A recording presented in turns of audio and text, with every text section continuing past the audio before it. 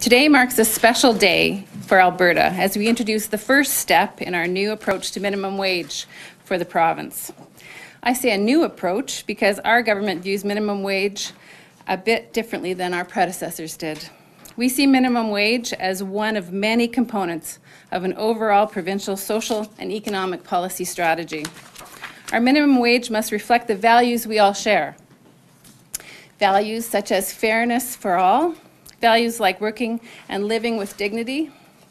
By keeping Alberta's minimum wage as low as possible, many people and their families had no choice but to resort to food banks and social support programs to make ends meet. That doesn't benefit anyone. We believe minimum wage should at least allow people to meet their basic needs. Paying people a decent minimum wage will translate into a better life for low-income workers and, as a result, a better life for their families and for all Albertans. Alberta has the highest average weekly earnings in the country, but the lowest general minimum wage. As a result, we have one of the highest levels of wage inequality in Canada, particularly for women. A higher minimum wage will put more money into the pockets of low-income earners who can move ahead with their lives rather than just survive. It also means they will be able to spend more, contributing more to our economy. On May 29th, we announced that we would consult with employer and employee groups on the best way to move forward to our campaign promise of a $15 an hour minimum wage by 2018. Those consultations were held on June 11th and 12th. Premier Notley and I met with 48 representatives from business and industry groups, public advocacy, and labor organizations, as well as the academic community. We have also reviewed the written submissions received from stakeholders. After reviewing and assessing this information, and keeping in mind the current state of our economy, I am pleased to announce the first step in our 4-year plan. We have weighed all the input, advice, and concerns that were raised and have come up with a moderate, reasonable approach. On October 1st of this year, we will implement an increase of $1 per hour to the general minimum wage, raising it from $10.20 to $11.20 per hour. At the same time, we will begin a 2-step process of eliminating the unfair liquor server minimum wage. We will raise it by $1.50 from $9.20 to $10.70 per hour. The liquor server rate will disappear totally in 2016, and we'll have just one minimum wage moving forward from that point. You might be interested to know that the Standing Committee on the Economy actually recommended against a 2-tiered minimum wage when they reviewed Alberta's minimum wage policy back in 2010. Further increases will be considered for the following 3 years as we move towards $15 per hour by 2018. During that time, we will continue to consult with stakeholders, listen to their views, and analyze the results of the increases put in place. I strongly believe that debate on this subject is healthy, and I look forward to hearing more from Albertans along the way. This is a balanced, reasonable approach that is manageable in today's economic climate. Most importantly, this represents broad-minded social policy that will improve the quality of life for all Albertans. To summarize, we are instituting the first of several annual increases beginning this year. And we're beginning the process of eliminating the liquor server minimum wage altogether by 2016. This is the right balance of forward progress for workers while not overburdening employers with major increases this year. This concludes my remarks, but before we receive questions, I do have a guest who will also be sharing some comments. Sue Tomney is the CEO of the YWCA in Calgary, and she'll be making some remarks now. Sue? Well, thank you, Minister. As Calgary's largest and longest-serving women's organization, we are focused each day on our vision of women thriving in a safe and equitable community. Through our frontline work providing emergency shelter, housing, counseling, and education, As well as our advocacy efforts, we are committed to ending poverty in our community. And as a large nonprofit employer, we know that work can and does start with our own team. The YWCA of Calgary has been a living wage leader since 2011, and at this time, that means each member of our team, of more than 300, earns at least $16.14 an hour plus benefits. Our living wage commitment is core to our values and reflects our view that an adequate income is critical for women to live with dignity and maintain their wellness. Further, as an organization which works each day with women who are vulnerable, we know this policy can and will have an immediate positive impact. Poverty and low incomes often trap women in circumstances that are unsafe and in which they have very few options. Since 62% of minimum wage earners in Alberta are female, and nearly half of those on minimum wage are actually over age 25, there is no doubt that this is a women's issue. In particular, we are glad to see the phasing out of the lower-tiered minimum wage for liquor servers, a policy we know disproportionately affected women. We applaud this decision by government to increase minimum wage in a balanced and timely way and believe this is an important step towards meaningfully addressing poverty. This is a good day for women in Alberta and a good day for their families. Thank you. Thank you. So we'll take some questions from the room. Minister, what's going to happen after October the 1st? So there's still $3.80 right between $11.20 and $15. What are those future increases going to look like? Well, all I can tell you now is that we will, in 2018, be at $15 an hour. But again, we're working with our stakeholders and we'll be continuing consultation. We had a consultation process this year, as I said, in mid-June, but we'll continue to do that to have a planned approach. So we're not making any announcements about the how of it. Well, if it's going to be $15 an hour in 2018, what are you going to be consulting about? Well, we need to, one of the things that we learned in the consultation process is we needed to look at indicators of how do we know this is actually helping, is it eliminating poverty? We'll have more information to assess how it's going. So there's more things to look at for sure. Minister, you mentioned you spoke to a number of stakeholders, about 48 people. What did small business say? I spoke to a number of businesses and they say that it'll mean increased prices, it'll be passed on to consumers, and it's going to be difficult in terms of keeping their businesses profitable.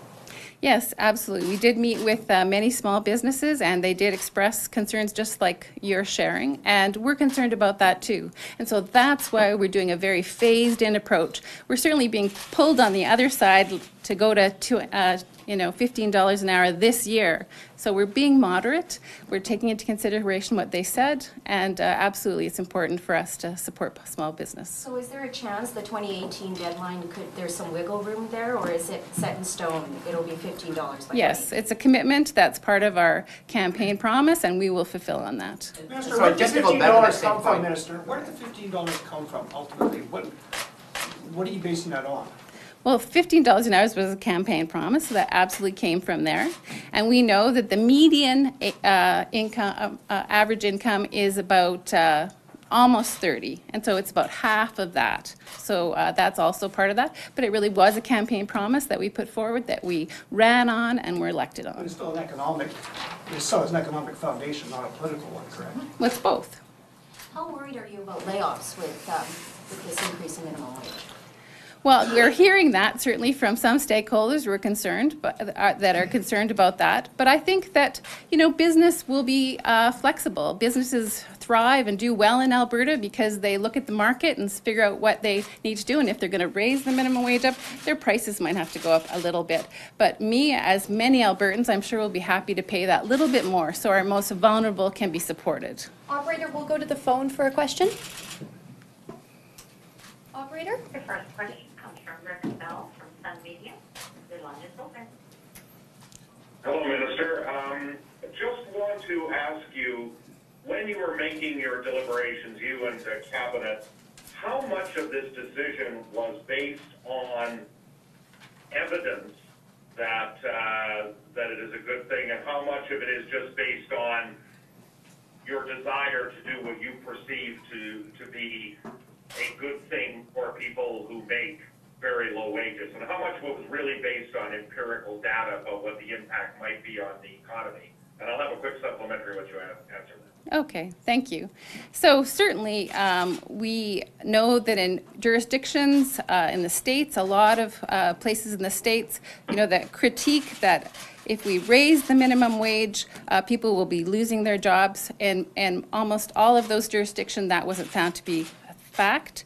And we know that this is one part of a poverty reduction strategy that does lift people out of poverty, and it's not the only one, and there's certainly evidence to support that. So, ready for the supplemental? So again, maybe I should just ask it again. So how much of it was based on evidence and how much was based on a desire to do what you perceive to be a good thing for people of low income? Which one was the one that really moved the government to make the choice, moved the government to put it in the platform when they were an opposition party? Right. What was the main motivation? Was it one or the other? Well, thank you. I think that it's both. It's certainly part of our value base as a New Democrat government to believe in social justice, and we know that Alberta has the greatest inequality of any province in Canada. So anything that we can do to lift up the floor, they call it raising the floor oftentimes, to make this province more equal, absolutely is based on our values. But it's also based on other information. Certainly the Parkland Institute has done work on this. Many other organizations have, and it's proved to really create better quality of life for those individuals, invest in the economy, and make it better for all of us, our province. Back to the original question, now, what's the point of talking to stakeholders if your goal is $15 by 2018? Okay. Then why even talk to anybody? Yeah, okay, good question. So you're right, we were very clear. We've said $15 an hour by 2018, but we want to talk to stakeholders about other things, about the how of it, because we want to mitigate, specifically for the small business community, for example, what are the challenges? And so one of the things that they've said to us is we don't do it right away. We need to go slower. So we're doing it slower, so that helps them. So the how of it is very important, and that's why it's important to listen to stakeholders. Operator, we'll do one more from the phone. Next question comes from Don Frey of the Calgary Herald. Your line is open. Minister, the policy platform of the election cited the $15, but it didn't say what steps you would contemplate to get there. Now you've done that. Had you contemplated a lower or higher increase for this step? It sounds to me like you might have been planning on doing a bit more in this first step, particularly since you raised the liquor server one by $1.50 instead of $1.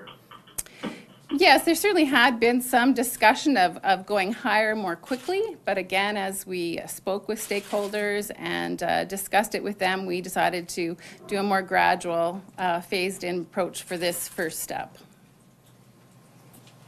And we'll come back to the room. Any other questions? The median wage you tied it to the median wage. But what if the median wage in 2018 isn't half of that? Or it's gone down, or well, I guess we'll look at it then, but certainly our commitment is still there, but I mean, that is a rationale. Will you revise this target if there's massive layoffs? Like well, I really feel like that is just, a bit of fear-mongering going on in the community. What we know in other jurisdictions, that has not happened.